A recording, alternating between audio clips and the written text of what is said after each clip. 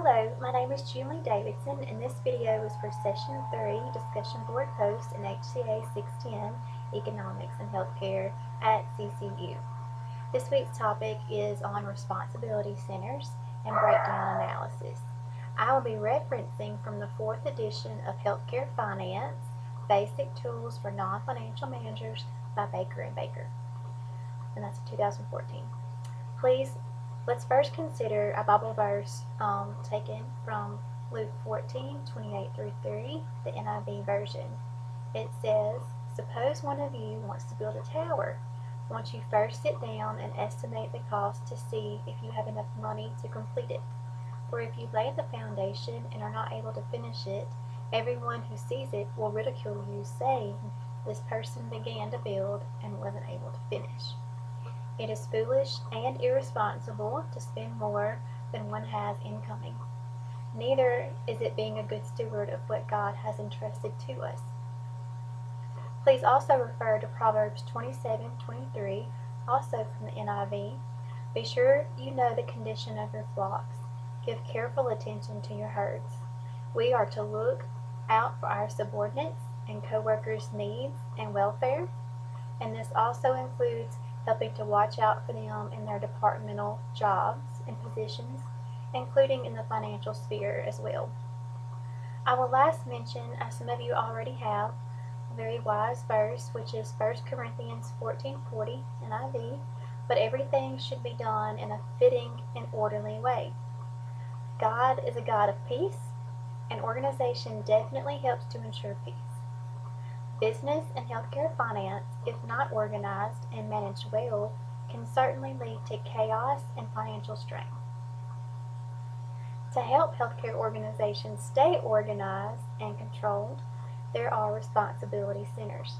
These responsibility centers are groupings of organizational activities that help managers conscientiously plan and control activities in a section, unit, department, program, other, fill in the blank.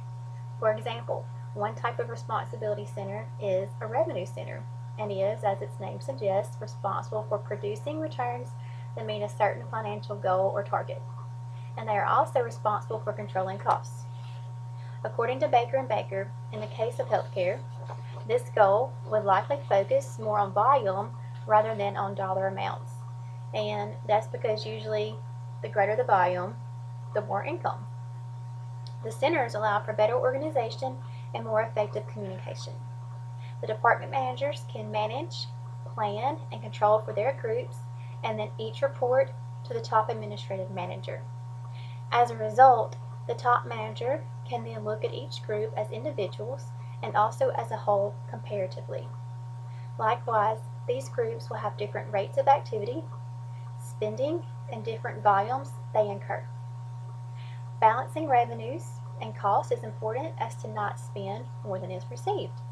According to GEP Worldwide, cost breakdown analysis is the process to build and understand the elements that compose the cost of product or service. This technique is also referred to as a clean sheet costing, according to GEP Worldwide, also known as a open book costing, teardown analysis, price breakdown analysis, or supplier cost analysis. My husband, came home in fact today saying that a lieutenant colonel had contacted him needing a snapshot data analysis of some spending records from different areas in his unit.